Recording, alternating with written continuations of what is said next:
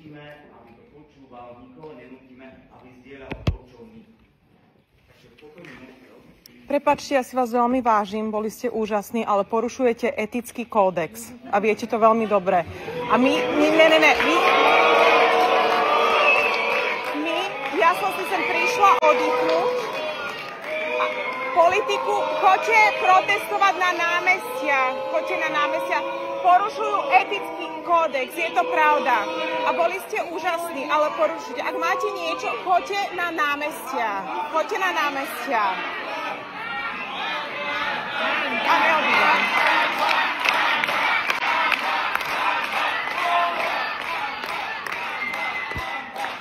Porušujete etický kódex.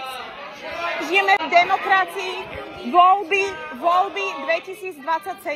Máte možnosť zmeniť. Voľby 2027. Moje meno je Tabaková. Ľudia, ktorí vy zastávate, čo porušujete vy. A my máme... Ale prečo tuto v divadle? Choďte na námestia. Nejdem domov. Nejdem. Prepáčte, ale chcem povedať, pardon, chcem povedať, táto dáma, pani Tabak, odišla, 2/3 predstavenia ste tu neboli, tvárite sa, že ste...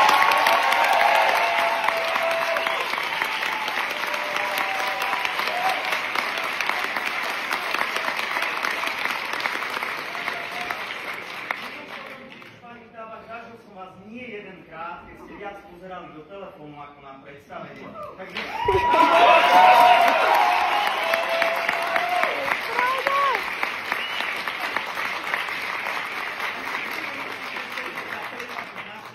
Ďakujeme veľmi pekne. Takže toto je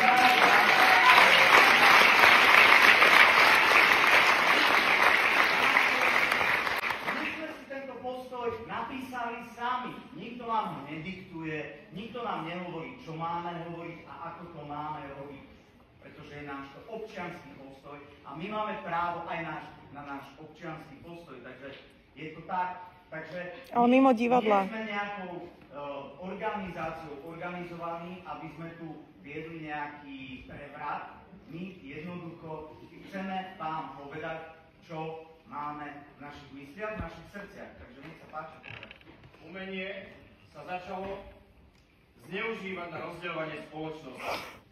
My však chceme aj naďalej byť divadlom všetkých a pre všetkých. A želáme si, aby v tejto krajine bolo aj zdravotníctvo, školstvo či ochrana prírody pre všetkých.